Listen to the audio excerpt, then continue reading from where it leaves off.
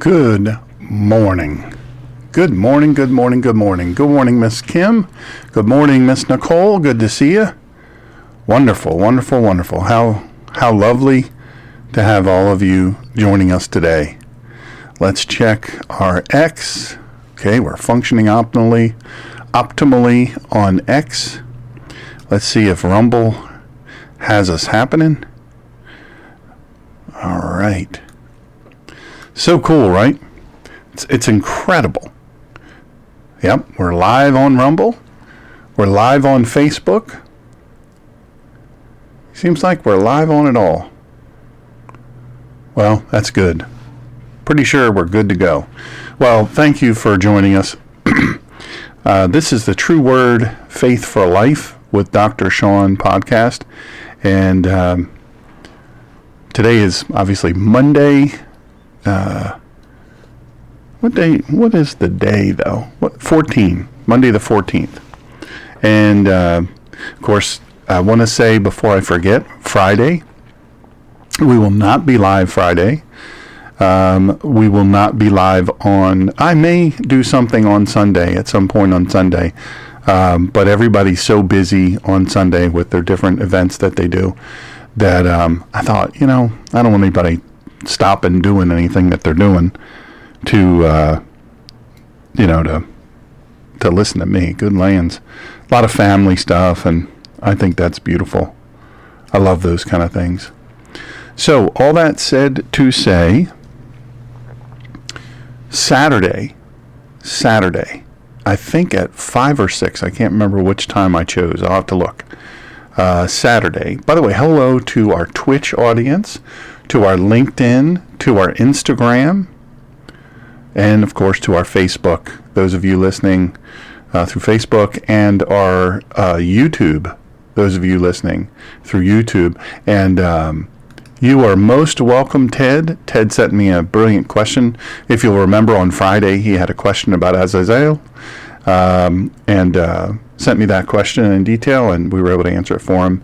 And I love your questions. We're going to be answering or broadcasting the answers to several other questions the listeners have had, and after we get through the Resurrection Sunday time. But I love answering questions. You'll see at the top of the screen, you will see I think it's the top of the screen. Bottom part of the screen is streaming right now, smgreener@gmail.com. And then, of course, at the top, you'll see all of our show times and all that stuff. Hi, Miss Joyce. Good to see you. And it's just lovely to see you all. Hello, Miss Evelyn. How are you? Good to see you. I hope that you all got to listen to yesterday's broadcast, the feasts with Jerry and Myra. I loved doing that. Of course, I love them, and it's a wonderful thing. If you haven't seen it, it's under the live tab for video. It's under the audio tab, or on the video tab for audio only. So you're welcome to listen to that. Everything is free, and we're just happy to have you. So today, boy oh boy, this is one. So officially, if you're just joining us, by the way, welcome to True Word Faith for Life with Dr. Shawn, where in-depth biblical teaching meets the richness of original languages and cultural context, bringing the truth of Scripture to real people for real life every single episode. Thank you for hitting the thumbs up. Thank you for subscribing, hitting the little bell for all notifications so you don't miss anything, and so that as many people as possible will see this and be able to listen to it. They'll know about it. And that helps the channel to grow. Sundays, we are on at 3 p.m. Eastern Standard Time. Mondays, 10 a.m. Eastern Standard Time. Fridays at 6. Just remember, this week we will not be on Friday. And I may be on for a little bit Sunday evening. I don't know. But we'll see. But definitely on Saturday, and I can't remember if I selected 5 or 6. I'll have to go back and look and see what time. But Saturday is going to be one you do not want to miss. It is going to be a very, very powerful episode. It is when I was on my radio show, God and Country, The Collision of Faith and Politics. It was the most downloaded message ever, millions of times. So suffice it to say, I think that you will be blessed by it. So we come here with life-changing truth, and truth, capital T. So imagine this. Imagine this. You're at a church fellowship, and somebody pulls you aside and they whisper, "Did you hear about so-and-so? Did you hear about Joe Schmuckatelli? Did you hear about him?" You're like, "No. What didn't I hear? I didn't hear anything. What's going on?" And they say, "Well, I mean, I'm not trying to gossip, but I think he got a DUI.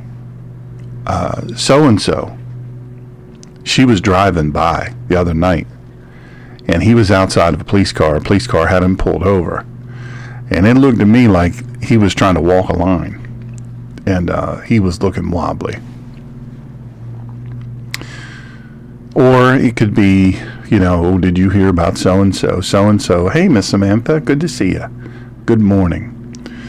Did you hear about, Bernadetta? Bernadetta, she don't look good. Something wrong with her. She's sick." Or did you hear about so-and-so, they got in an argument? I mean, they were going at it. Makes you wonder what. I think I know what was going on. Yeah, I mean, maybe, I don't know. Maybe you've never been in that situation. I have, and it's tough. It's a weird place to be. So the word sounds so innocent, but what follows isn't prayer. It's not encouragement. It's not even correction. It's gossip. And words, in this case, are meant to cast suspicion or to divide or to inflate ego. Very often the person who's saying, "Hey, did you hear about so-and-so?" That's trying to lift their ego. It's trying to make them into something they're not, or elevate them while they push someone else down. Today we tackle something. I use the term deadly because it'll destroy. It'll absolutely destroy.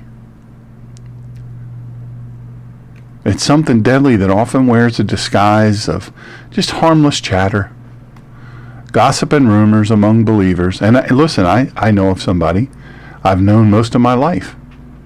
And that person, all the people in that person's, sorry if I'm too loud. I don't know why that's turned up so loud. There we go. That person makes a joke out of it, and everybody around that person makes a joke of how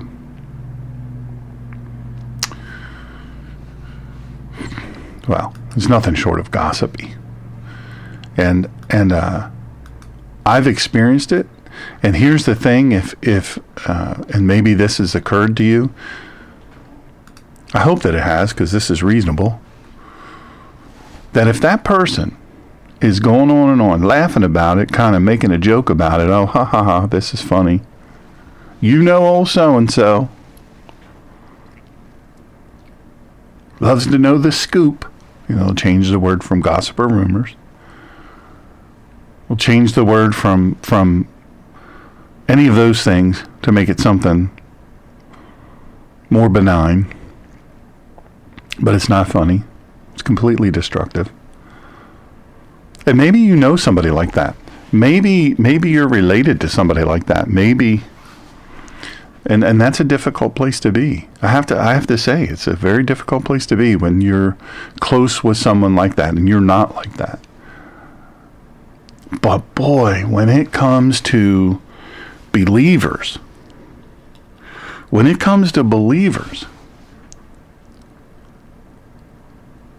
it's destructive. It's deadly. So that's what we're going to be talking about today. What does the Bible say about it? What does Yeshua say about it? First, we're going to do She'erat Hashem Olah. And a couple of things. If it's so difficult for people who were born and raised in the United States to obtain an approved identification to vote with a photo ID and match the address and all that, why is it so easy for illegal aliens? I mean, not for nothing.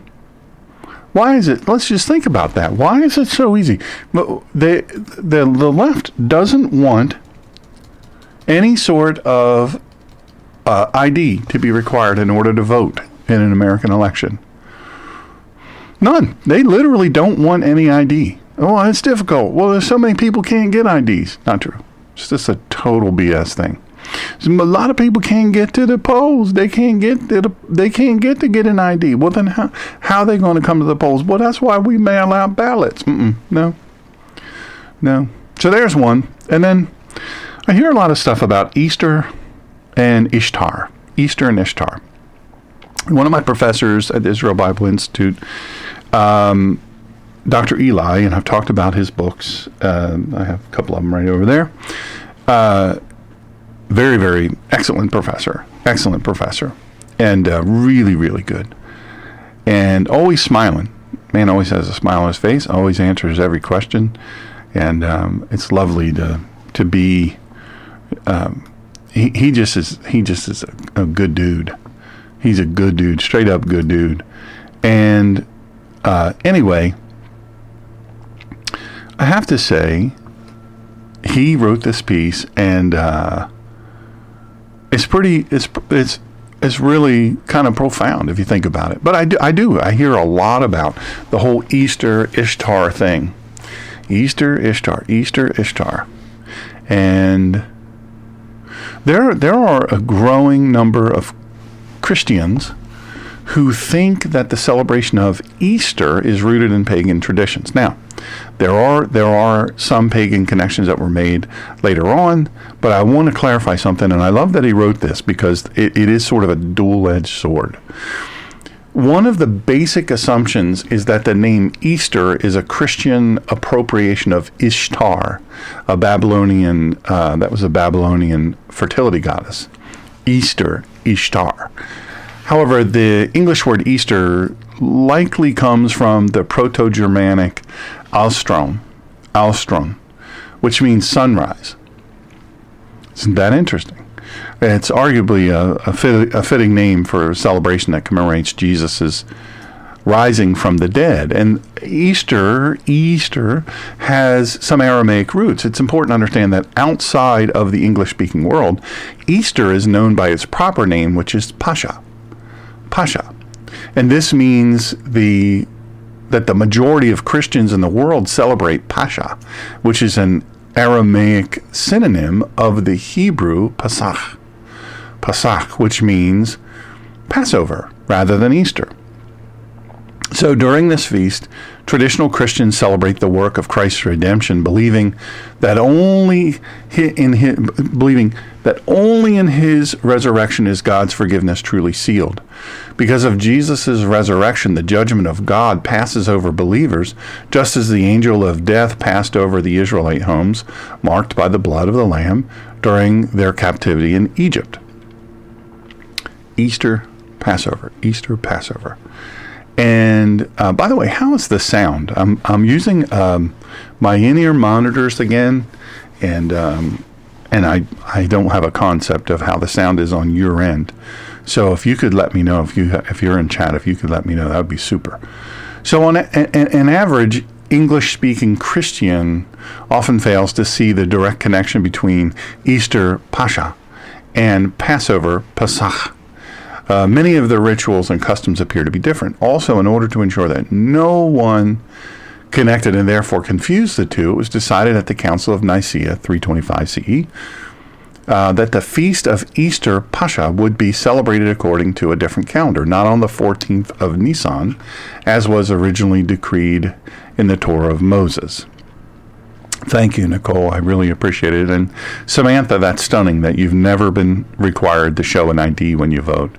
I don't understand it either, but I do understand it. I understand why they do that and what the hope is, what the end goal there is of course to flood the country with millions and millions of illegals from wherever. They don't care what kind of risk that it places Americans in.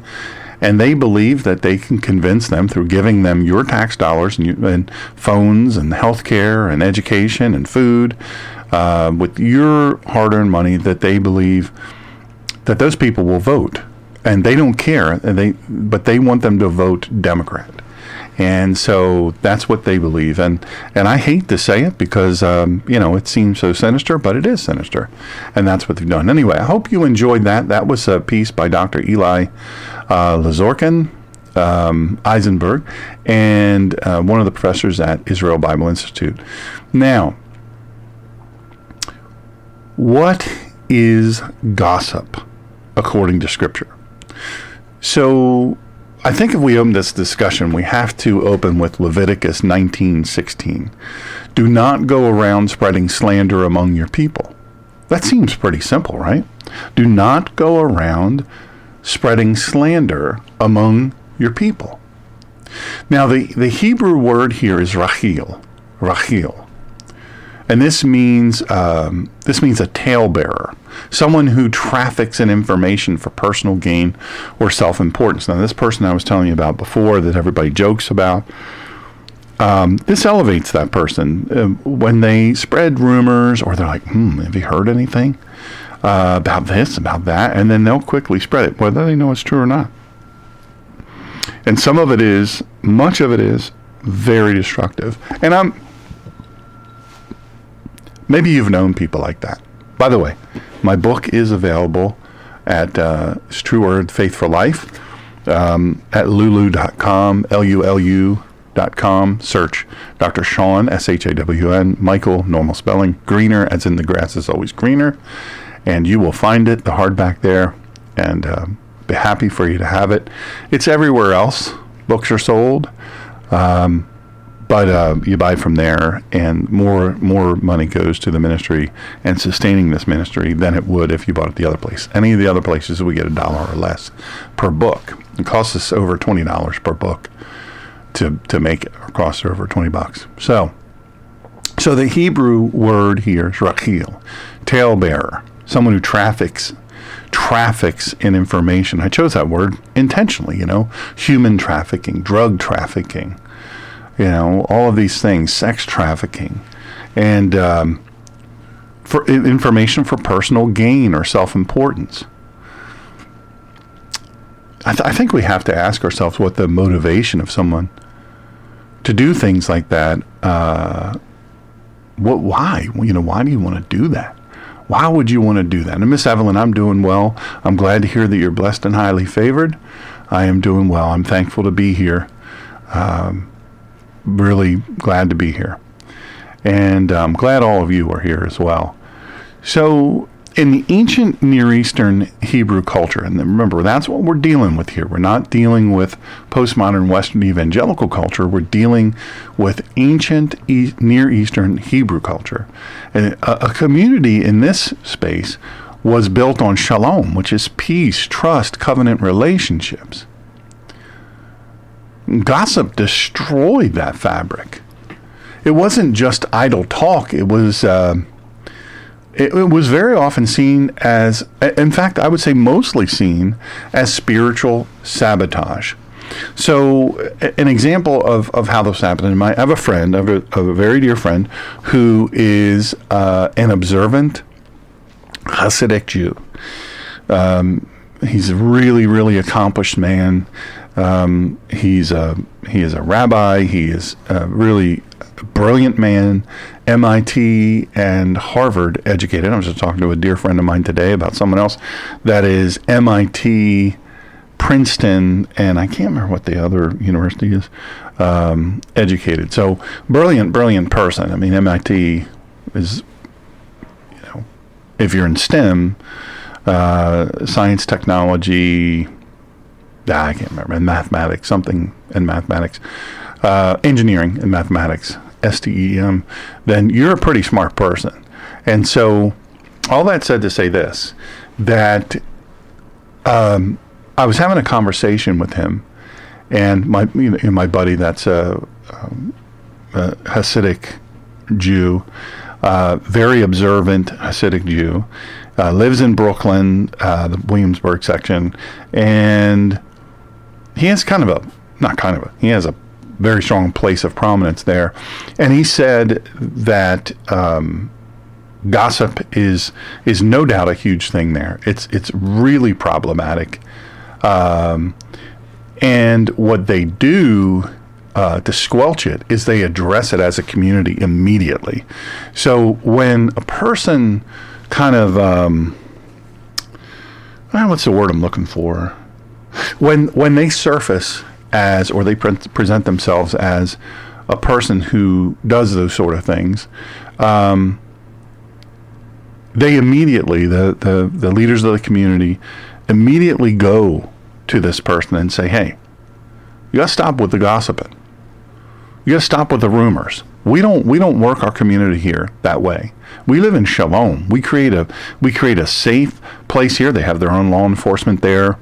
I mean, obviously, the NYPD has a police department there too, a presence there, but they generally don't even have to become involved because their kind of police there, they police themselves. The community makes sure there's no trouble there. No trouble from the inside and no trouble from the outside. It's a really, really well-protected community. So, and that's all done for shalom, peace, trust, and covenant relationships. And gossip just utterly destroys that. You might think, well, wouldn't someone coming in, some crazy person with a gun or knife, a sword, car, driving crazy, wouldn't that be what it was? No. They see the greatest risk to them as rumors and gossip. So that's kind of what I want you to, in your mind, to picture that. And I was going to see if he could come on today, but he couldn't come on today. To explain that, to lay it out how that is. Gossip, rumors, it's not just idle talk. It's not just idle talk. And it's not just secular. So let's say the topic is secular. Let's say they're rumoring or gossiping about something that's completely and totally secular, not biblical, not religious, none of those things. It's just secular. It still is spiritual sabotage. It's still spiritual sabotage. You've heard me talk about him many, many times. Dr. Skip Moen prefers to be called Skip. Oxford educated, Oxford PhD, amazing guy. Changed my life with his teaching and really deepened and widened my faith, refined it like you can't believe. He was one of my professors at Masters, which, speaking of Masters, I cannot. It's mdivs.edu, mdivs.edu. If you're a person seeking to deepen your biblical knowledge, your faith, if you're a person, now look, I said the other day, if you're wanting to become a pastor, you're wanting to, who knows what your goals are professionally as far as in the faith community. If you're a Sunday school teacher, if you're a small group leader, they even have certificate programs. They have all kinds of degree programs, obviously, but even if you're a certificate person and you want to just learn about something in particular, I cannot more heartily recommend Masters. And it's very easy. I'm the Mid-Atlantic representative for them. It's not a paid position. This is not a paid commercial. They know I'm speaking of them because how they profoundly impacted my life is just amazing. But I said the other day, you have to be an independent person. You have to be a disciplined person or capable of doing that. Maybe that's not your full nature. It's not an issue of, I don't have the time.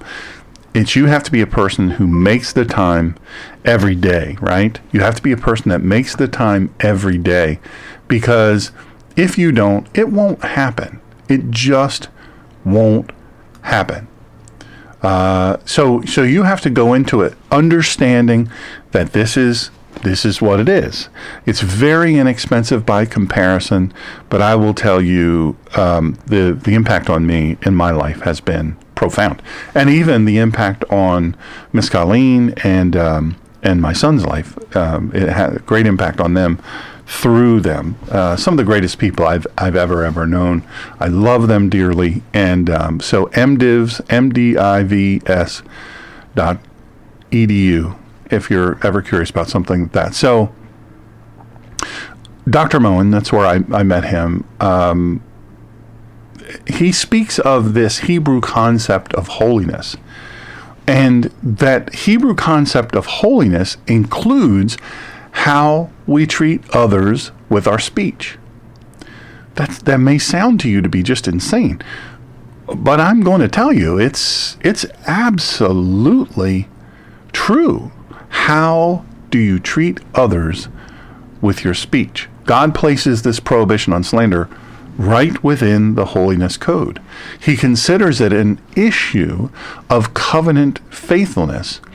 And so the inverse of that is that you violate shalom. You break shalom when you're a person who doesn't treat your speech, rumors and gossip and all of those things, with that attitude of holiness and within the holiness code. So Proverbs 11:13 goes on to tell us, a gossip goes around revealing secrets, but a trustworthy person keeps a confidence. Now it's quite an inverse. Notice the comparison.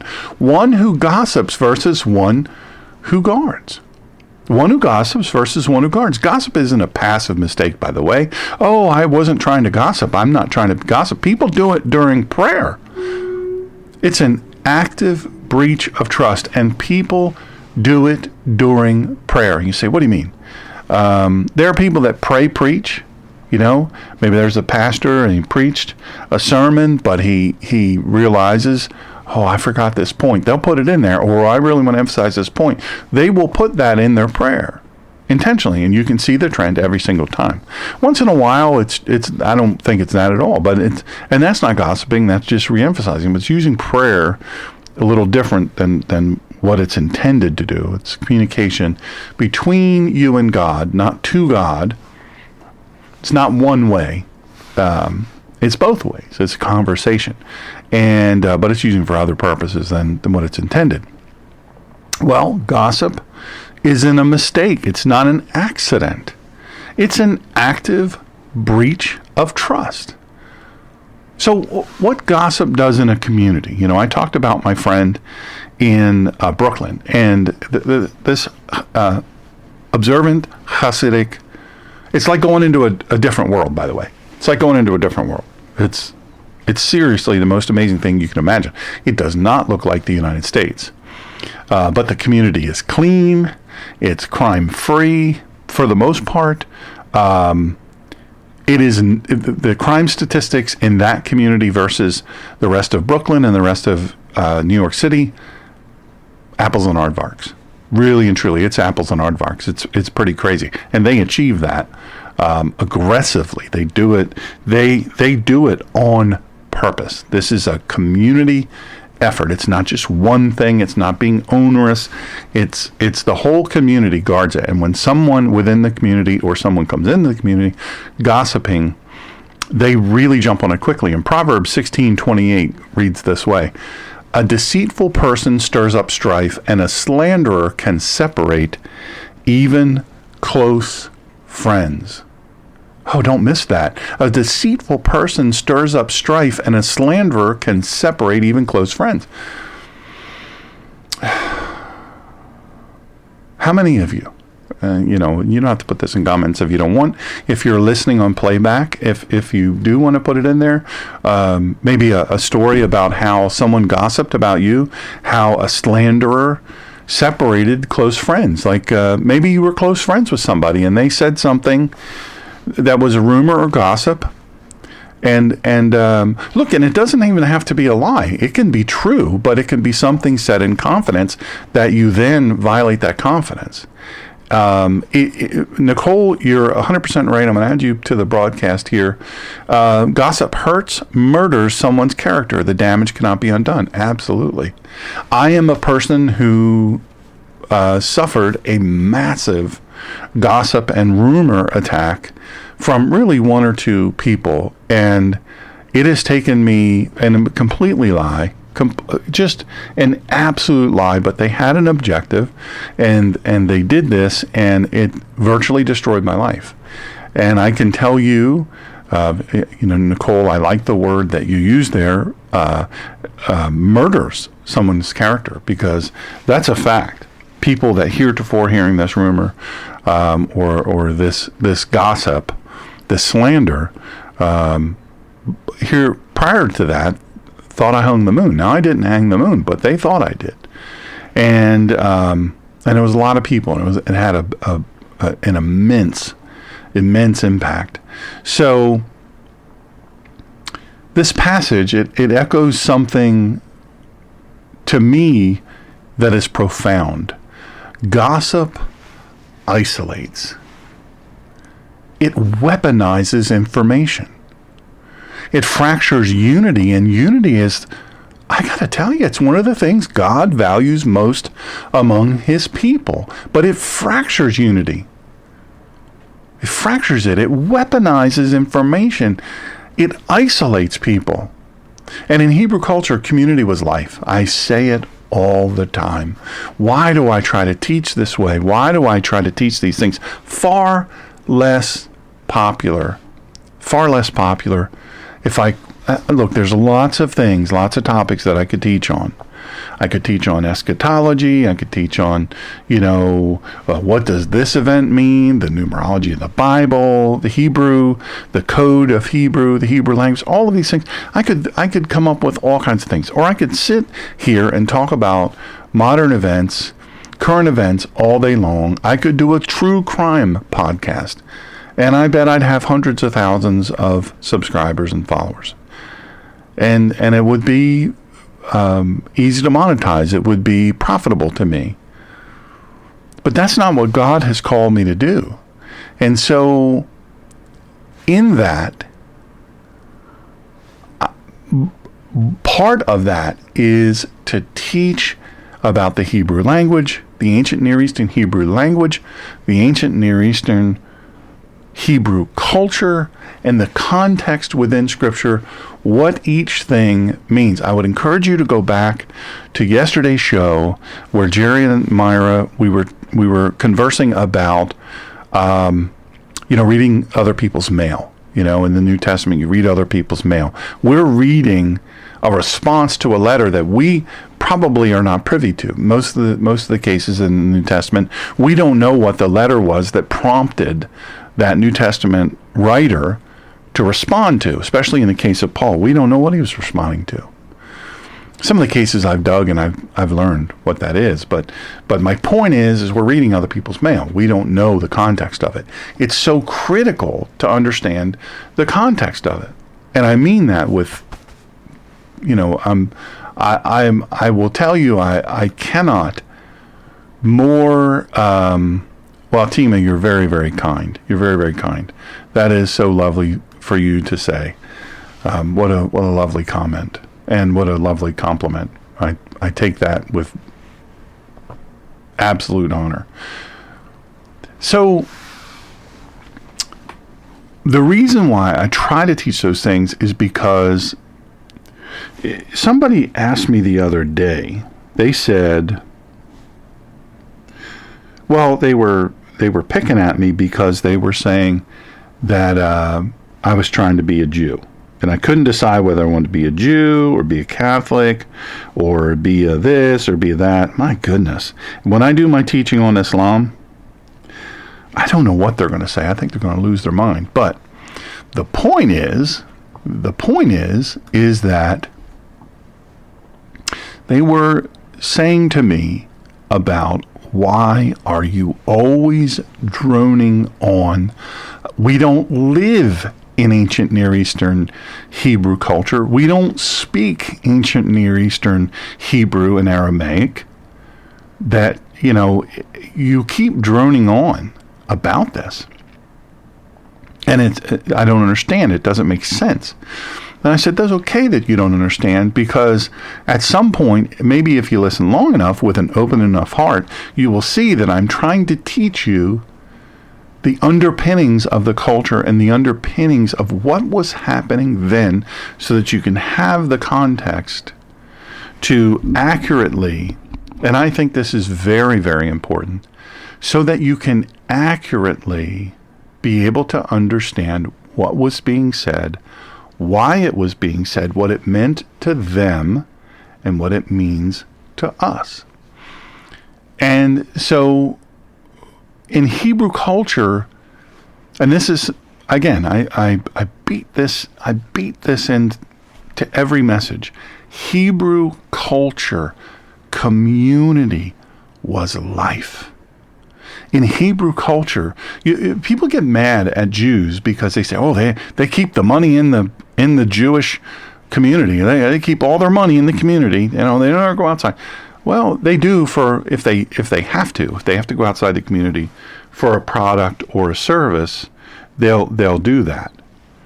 But the fact is they're intentional about this. They do everything within the community, because that helps to create wealth within the community. They're sharing wealth within the community, and I cannot tell you how beautiful a thing that is. It is a truly beautiful thing, because that community grows and it lifts. Well, it's not just about wealth.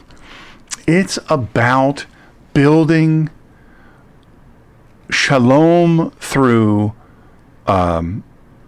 safe dependence upon someone else for something, food, security, housing, employment, any of those things. So this is the community they live in. This is why Jewish children are so happy generally. The observant Jews or the the religious Jews. If you go to Israel, you will find the people there, especially those who are Jews, because not everybody in Israel is Jews. Or Jewish, but you will find those who are very happy people. You say, well, wait a second.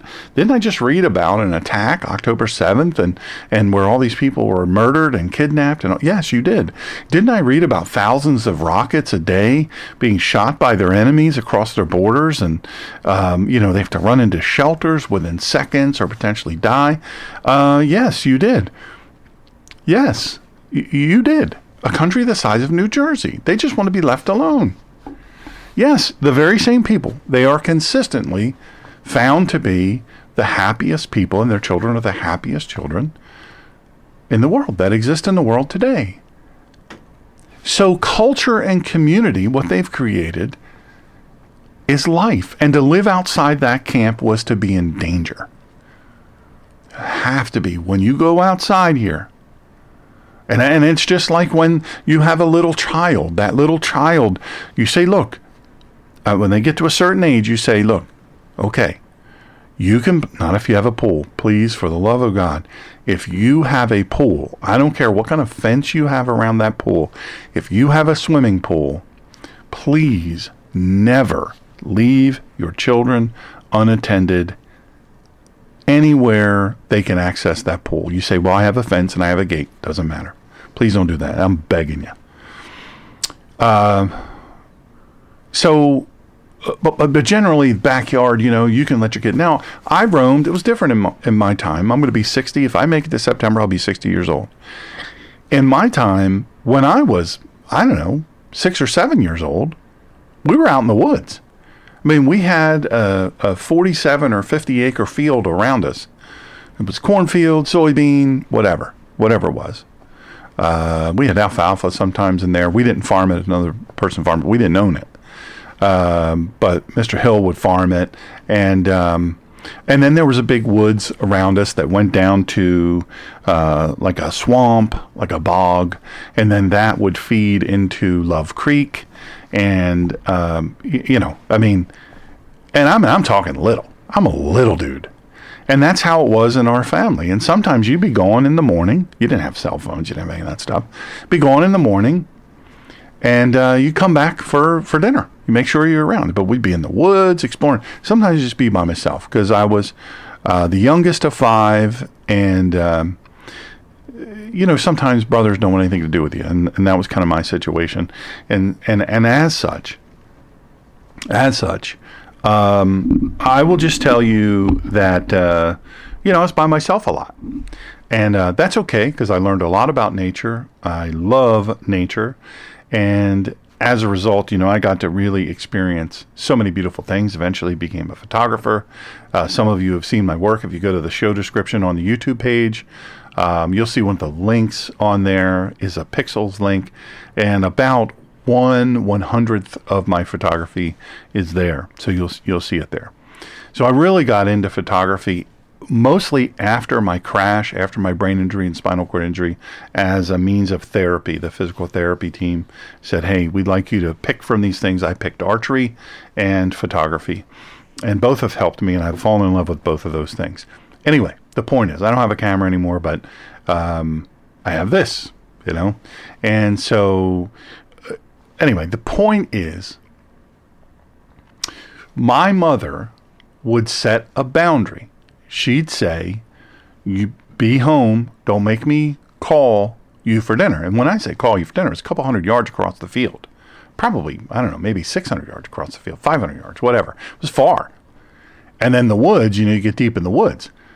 But my mom, if she wanted to get your attention, she would get your attention. So you had better, don't make her call you for dinner. You be there, you be in time to set the table, wash your hands, set the table, help, all those different things. But there was boundary set. Do not go into the creek.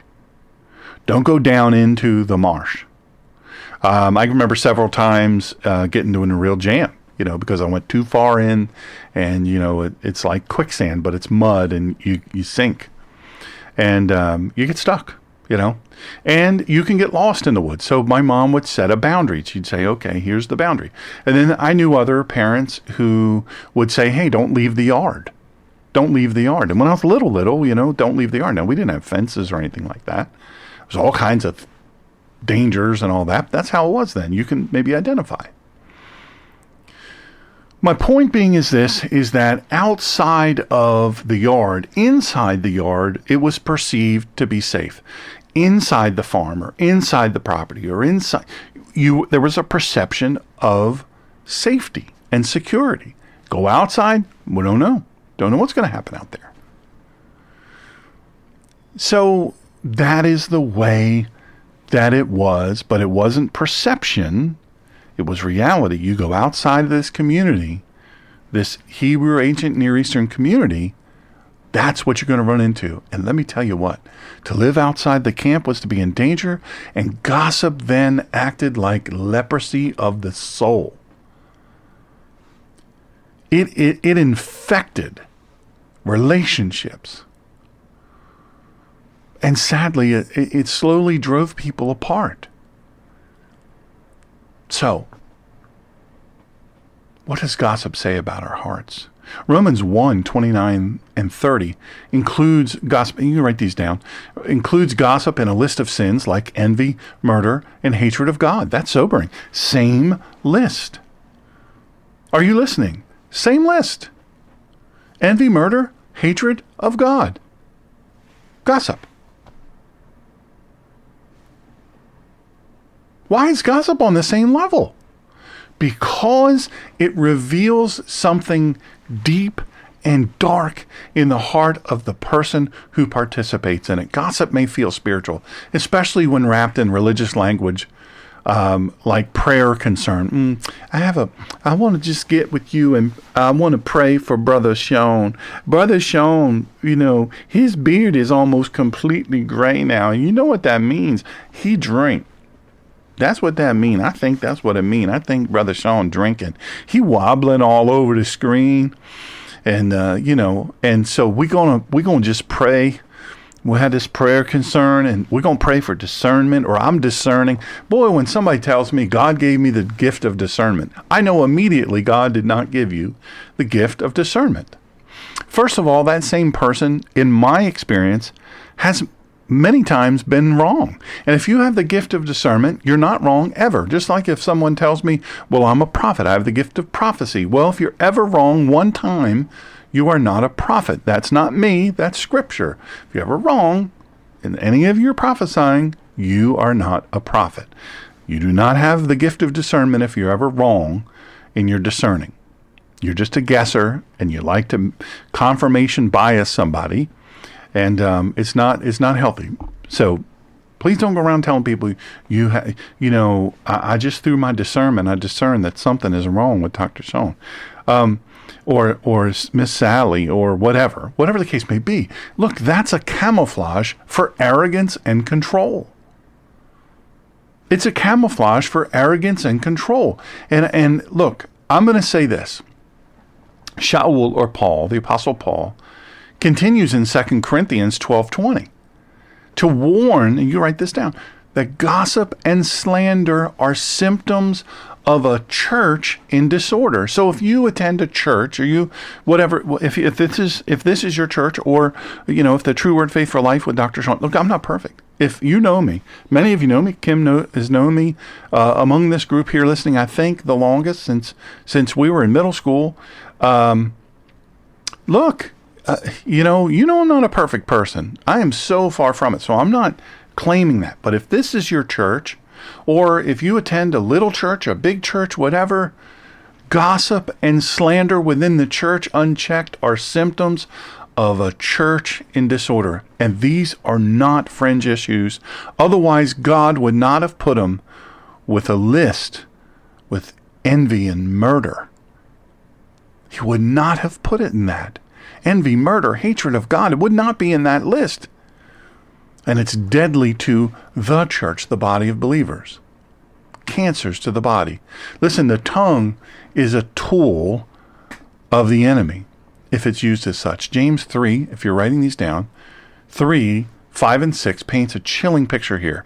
See how a little fire sets a whole forest ablaze.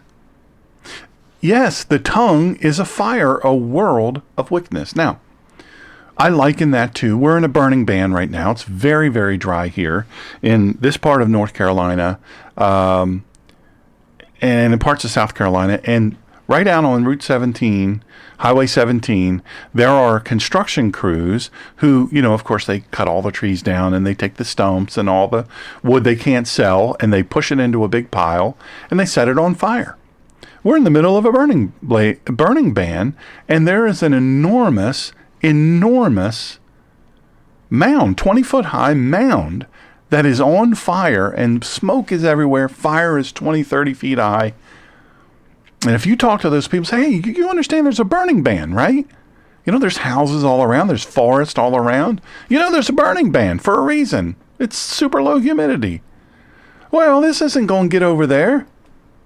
It only takes a little tiny ember. Fire causes an updraft. And that ember could go a mile away and set a whole community on fire and destroy them. The Apostle Paul talks about, it wasn't Apostle Paul, but in the book of James 3, 5, and 6, this is the chilling picture. See how a little fire sets a whole forest ablaze. Yes, the tongue is a fire. A world of wickedness. Watch what you do with your tongue. James was raised in an Hebraic culture where words weren't cheap. You've heard the saying, talk is cheap. I don't know if have you ever heard that? Talk is cheap. Somebody says, I'm gonna, and they never do it. Talk is cheap. Well, hey, could you help me out? You tell your kids, could you help me out and take the trash out? Could you help me out and mow the lawn? Could you help me out and bring your laundry to the laundry room? Could you help me out and clean up the mess you made in the living room? I'm gonna. And they never do it. They never do it. They just keep making messes. Talk is cheap. In the Hebraic culture, especially in the ancient Near East, Folks, words weren't cheap. They were everything. Words were seen as a creative power. After all, God spoke the universe into existence. It's very clear, he tells us, that he spoke it into existence. Words have power, and to misuse speech in the Hebraic community was to play God in reverse, destroying what God had made. James 1:26. If someone thinks he is religious, don't get that twisted, it means a different thing here. If someone thinks he is religious yet doesn't bridle his tongue, but instead deceives his own heart, his religion is worthless. Worthless. His religion is worthless. That's a heavy word. Worthless. Now, what Yeshua said about words that harm, folks, he was very clear. Yeshua was very clear. Yeshua didn't use the word gossip directly, but he addresses it unmistakably. He addresses it unmistakably. In Matthew, or Mattatyahu 12:34 and 37, he says this. For the mouth speaks what overflows from the heart. The good person brings forth good things from his store of good, and the evil person brings forth evil things from his store of evil. Moreover, I tell you this, on the day of judgment, people will have to give account for every careless word they have spoken. For by your own words you will be acquitted, and by your own words you will be condemned. The word of the Lord. Thanks be to God. Did you catch that? Did you catch that? On the day of judgment, people will have to give an account for every careless word they have spoken. Not me saying it. It's the words in red, blood red. Yeshua's words. He says, you're going to give an account on the day of judgment. You're going to give an account for every careless word you've spoken. And look, your words are either going to acquit you or they're going to condemn you. And in ancient Jewish teaching, words were never neutral. You couldn't just be in neutral when it came to your speech, to your words, to the things you expressed out loud. They either reflected righteousness or they reflected rebellion. Now, I have to say, Yeshua's warning here is both spiritual and judicial. Your speech reveals your heart, and it determines your standing before God. He also warned in Matthew 15:11. Yeshua says this in Mattatyahu 15:11. What makes a person unclean is not what goes into his mouth, but what comes out of his mouth. Oh, are you listening? The word of the Lord. Thanks be to God. Are you listening? What makes a person unclean is not what goes into his mouth, but what comes out of his mouth. In other words, what you eat. That's not making you unclean. It's those words that keep spilling out, that putrid mess that comes out of your mouth. That gossip, that slander, that destroyer of communities. In other words, your speech reveals your defilement more than your diet. Yeshua's standard was clear. We will be judged not only for what we do, but for what we say. I just said talk is cheap. You know, and I've always said trust and obey, for there's no other way to be happy in Jesus but to trust and obey. And I've also said that, listen, if you've got children who are not obedient, but they tell you all the time that they love you. I mean, if they're consistently disobedient and disrespectful, they don't ever do what you tell them to do. First of all, you've got a kid CEO situation there. You've allowed the children to be a CEO of your home instead of you and instead of God. But what you also have is a person you have to question, do they understand what love is? Because love is active. It's an action. It's not just a word. It's not just a word, it's doing. But here, Yeshua was saying we're not just going to be judged by what we do, but by what we say. Gossip, slander, divisive language, divisive talk flow from a heart not surrendered to the Spirit of God. So, what are we called to do instead? I have a challenge and a choice. So, what is the way of the believer? Ephesians 4:29 offers the alternative here, and I love it. Let no harmful language come from your mouth, only good words that are helpful in meeting the need, words that will benefit those who hear them. Wow. Wow. Ephesians 4:29, let no harmful language come from your mouth. Only good words that are helpful in meeting the need, words that will benefit those who hear them. Listen, there's a lady, Miss D. Those of you who have come to my podcast, I used to be on a podcast with Christopher Brock Ministries, started with Two Witnesses Live and then Christopher Brock. And so I was a guest on there. And so some of you may have found out about me from there. Thank you, by the way, for being faithful listeners here. But, I've known Christopher's family, all of Christopher's life, and I've loved them. And Dee and Larry are, the parents and the Brocks. They're incredible people. They're incredible people. But Dee, I will tell you, I have never, in all of these decades that I've known Dee, I have never heard her say anything unkind about someone. I've never heard her gossip. I've never heard her slander someone. I have never, ever in my life, and I've been around her so many times, so much. I've been blessed and honored to be with the Brock family, and I can tell you I've never once heard any slander, never any gossip.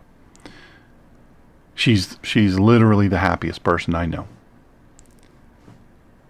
Boy, I tell you what, her pastor, Christopher's grandfather, Pastor Ned, her dad,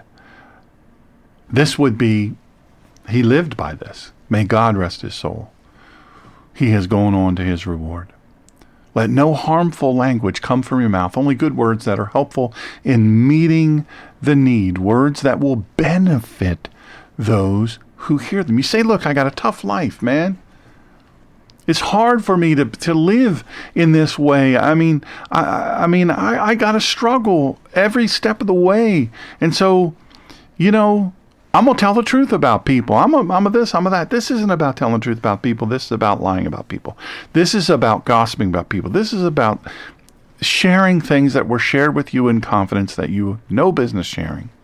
This is about gossiping. This is about rumors. This is about all of those things. This isn't about your struggles in life. I know so many people that have not had it easy. And they're the sweetest people you'd ever want to meet. They're the kindest people you'd ever want to meet. Not fake. Not fake. This isn't about fake niceness. This is not about appearing sweet. This is about intentionally choosing words that heal, build, and strengthen. This is about intentionality as it relates to your words. Proverbs 20:19, a gossip goes around revealing secrets, so don't get involved with a talkative person. I remember, when you go through, part of my past was clandestine service, and so as you might imagine, the background checks are quite extensive. Just so much interview and interrogation and lab testing and polygraph examinations and grilling and they find things about you that you didn't even know yourself. But it's also examining you. It's also examining you. Are you a person who will pivot to negative quickly? Are you a person who easily goes, oh, we're doomed now. Oh, we're in such a bad way now. Oh, we'll never make it through. Are you a negative person? Some people call it glass half full. Are you glass half empty? Said all that to say this, that are you a person who easily will share secrets? A gossip goes around revealing secrets. So don't get involved with a talkative person. A person who constantly goes on and on and on, clattering about, prattling on about someone else's thing, telling their business. Don't get involved with that person. I have a dear friend listening now. Their policy is, I won't be involved with somebody who is a gossip. I won't be friends with them. Look, if someone reveals themselves to be a gossip or constantly doing negative things or saying negative things or talking about other people, I won't do it. Part of that is because that person has been the focus of being talked about. And part of it is, hey, that's not what God called me to do. God very clearly in the book of Proverbs, a gossip goes around revealing secrets. So don't get involved with a talkative person. Look, in ancient culture, I have to say, your inner circle wasn't just a social choice. Let me say that again. In ancient Near Eastern culture, in Hebraic culture, your inner circle, your crew, your squad, your team, people around you, always around you, wasn't just a social choice. Oh, I can climb if I get with this person. I can be more popular if I get with this person. No. It was covenantal responsibility. You are called to protect the character of others even when they're not present. Let me give you an example of this. One of the people I protected, as some of you know, I was the founder of Executive Protection Team, and we protected people. Our tagline was when it's your life, we're your team. So we did hostile repatriation, go to places, get people that are held against their will, places where we're not welcomed. We get in, we get out, but we get out with that person. And we've protected people that, people want to kill for whatever reason. It doesn't matter to us why they want to kill them. What matters is that they want to kill them. And so our job is to keep them from getting harmed in any way. All that said to say this. Different people would come, not that it was some big business, because it wasn't. Again, good at what I do, the things that I try to do. I'm not going to be self-deprecating or dishonest, this sort of fake humility, humble brag. The fact is, the things that I've done, I've been pretty good at, but I've not been good at business. I've not been good at, as evidenced by the fact that I had a radio show, had over 5 million listeners, didn't make a dime on it. In fact, I spent money on it. I didn't understand monetization. I'm not a good business person. I had very successful businesses from the standpoint that customers love me, very effective.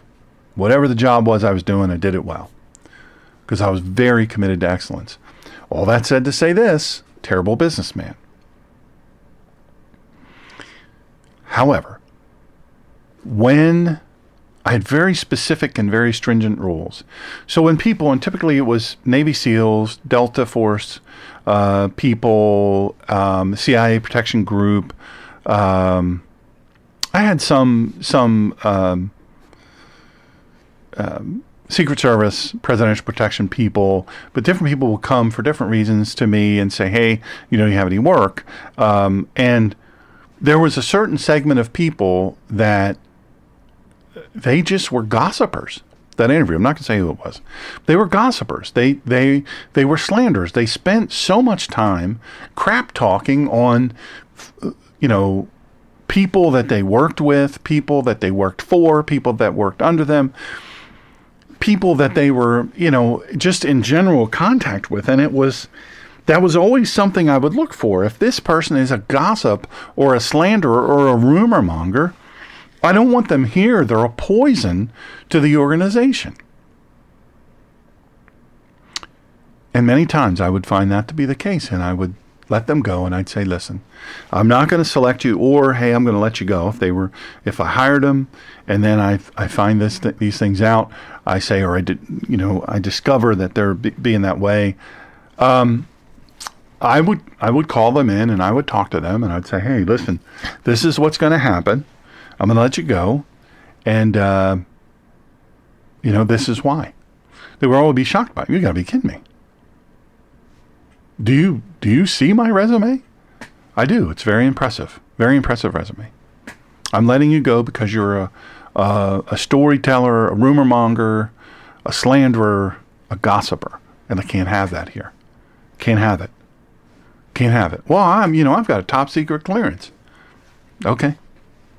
I'm not the person that determines whether or not you keep your top secret clearance or you let it go. I'm just saying in my case, I don't trust you. I have to be thoughtful. I have to be thoughtful about who I get involved with. I don't want to get involved with a person who is a talkative person. A gossip goes around revealing secrets. I'm not going to get involved. God bless, Ted. Have a good night's sleep, brother. Thank you for listening. Ted's all the way around the other side of the world. It's so nice of him to listen. What a blessing. So I would let those people go and they'd always be stunned. But your inner circle, these people who you trust with everything. And I have people like that. It's not just a social choice. It's a covenantal responsibility you have toward each other. You are called to protect the character of others even when they're not there, especially when they're not there. Look, Matityahu or Matthew 12:36 concludes the matter. On the day of judgment, people will have to give an account for every careless word they've spoken. Careless? Now I'm responsible for careless words? You've got to be kidding me. No, he wasn't kidding. Every word matters. Every word matters. You say, how do I not utter a careless word? How do I do that? How do I get to that place? Well, there's some practical questions you have to ask yourself before you speak. That old saying is think before you speak, right? Well, that doesn't come from nothing. You ask yourself before you speak. You ask yourself. People say there's this, I can't have silence. They tell me that in radio and broadcasting. Don't have any times of silence. Fill every second. And they think that about communication. But silence sometimes is very powerful because it gives you time to think. Is what I'm about to say completely true? Is it completely true? Is it necessary? Is it kind? Look, is it necessary? Do I need to say this? First of all, is it true? Is it completely true? But second of all, not for nothing, do I need to say this? I find myself having this conversation so often. By the way, share this. If you're being blessed by this, share this. Share it with your social media. Put a little comment in there. Share it with your social media. Give us a rating. If there's a rating system there, share. Do the rating. Share it with your friends. That's how it grows. Is it necessary? I ask myself all the time. Yeah, well, okay. Sometimes it'll be input. Somebody will be saying, talking about this or that. Maybe I have knowledge about that area, a subject matter expertise. And I ask myself, okay, I'm thinking about saying this because, it's helping them. Or maybe they're incorrect about something. Or maybe they would benefit from, I think they would benefit from some of my expertise. But is it necessary? It's unsolicited advice. Is it necessary? Is it necessary? Is it kind? Generally, you won't find me speaking unkind things because I was spoken to in an unkind way most of my childhood. And not for nothing, a lot of my adulthood. I figure it's so easy to be kind to people. It's so easy. Why would I not? I say this all the time to people who threaten me. Yes, I do still get threats. And because of my past and where I worked and how different worlds that I worked in, there's still, people that will try to kill you. I've had people mail stuff to my home that they said was anthrax. I've had the environmental people and the police and the firemen at my house at 2:00 in the morning shutting down the street. We live it. We've lived it. It's just a weird life, a weird background. But sometimes people don't know about all that. And sometimes, even though they do, they will be keyboard commandos, and they will make threats, and they'll say things, and they'll, bluster up. And I frequently will say, ask yourself, would you say this if you were standing right next to me right now? Not just because of my size, my background, my expertise, but would you even say it? Would you even say it? Simple question. Would I say this if the person were standing right next to me? And then ask yourself, is it meant to edify or elevate myself, or is it meant to lift them up? Dr. Michael Heiser, Dr. Cheryl Durham, I'd love to have her on the show sometime. I have to ask her if she wants to be on the show ever. She's brilliant woman, brilliant, amazing person. Very pragmatic, very direct, which I love. But she's also a very kind and generous person, but she's very direct. And so I have to say, she turned me on to Dr. Michael Heiser. I'd heard of him. I'd read his stuff before, but this one particular, anyway, that's a whole different story. He taught that the unseen realm reacts to what we speak. I found that quite profound. Dr. Heiser taught that the unseen realm reacts to what we say here. In the natural, in the this usness, this here-ness, this nowness, this reality of us. That he teaches, Dr. Heiser teaches, that the unseen realm, or he taught, that the unseen realm reacts to what we speak. Our words either align with God's kingdom or the enemy's schemes. It's that simple. Our words either align with God's kingdom or the enemy's schemes. Now, here's a challenge and here's a choice. Gossip and rumors are more than social problems. They are. You hear these gangs, there's nothing more stupid than gangs. I just think it's just so dumb.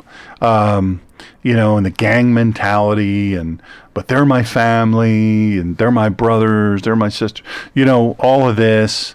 Nobody talks bad about me, whatever. Well, they get in fights all the time because the gossip going back and forth, the slander. You won't disrespect me.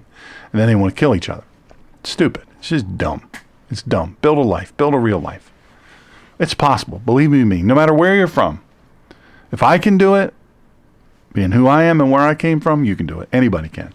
Gossip and rumors are more than social problems. They are spiritual violations. They grieve God. They damage souls and they dismantle communities. But here's the thing, as believers, as followers of the way, you and I are called to be different. We're called to be different. Let your words be truthful. Let your words be gracious. Let your words be healing. Now look, if someone asks me, and their hair's on fire, literally their hair's on fire. Hey, can you tell me if my hair's on fire? Your hair is lovely. Your hair has always been lovely. It's so beautiful. It's so soft and just so shiny and beautiful and, all this. I didn't ask that. I said, is my hair on fire? And you see their hair's on fire. You need to tell them your hair's on fire. I've had people come into my life and say, look, I've been watching. I've been noticing this. Are you okay? I've had people from a health standpoint come up to me and say, listen, man, you don't seem like you're doing well. You always say, oh, I'm doing great.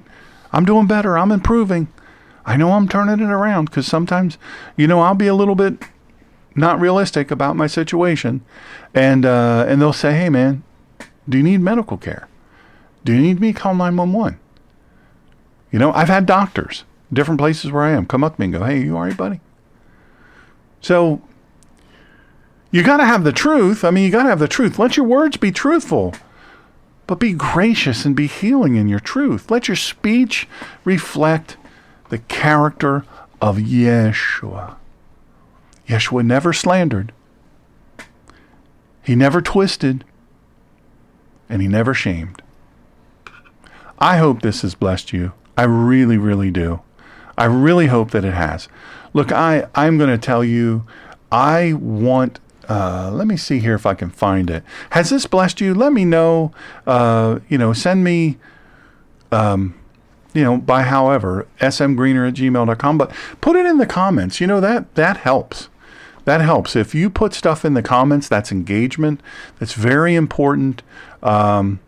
It's really, really helpful. 5 p.m. I just confirmed 5 p.m. on Saturday, 5 p.m. Eastern Standard Time. 5 p.m. Eastern Standard Time is when we're going to go live, and it will be a message, believe me, believe you, and I don't mean this in a bragging way. It'll be a message that's very difficult. This is why I've asked Miss Colleen for a new box of tissues. I have a hard time going through it. As I was writing it and refining it and editing it and all of those things, I used half a box of tissues. Talking about the torture and the murder of Yeshua, talking about what he went through, physically, emotionally, spiritually, all those things. And then he did those things for you and me. Just breaks my heart. At the same time, there's the end of the story. And we're going to share with you in a very gruesome, real way what happened. What exactly happened. Anyway, I so look forward to you joining us on Saturday. And I hope that you can. I hope I've selected a good time. Saturday at 5 p.m. Eastern Standard Time. I believe it's a message that will change your life. Listen, if this message has blessed you, surely it will bless someone else. Send it to people you know. Copy it, send the link with a little positive note, message review. Send it to your social media. Put it out there for everybody. It will bless them. I'm telling you, if just one hears it and it helps them, then mission accomplished. Listen, thank you for tuning in. I cannot thank you enough for taking the time. This is a beautiful thing that you do, and I do not take it lightly. Thank you for tuning in to the True Word, Faith for Life with Dr. Shawn. I'm trying to teach the Bible as I believe it was meant to be understood for a life that truly matters. In the meantime, shalom, shalom. Shalom alaikum.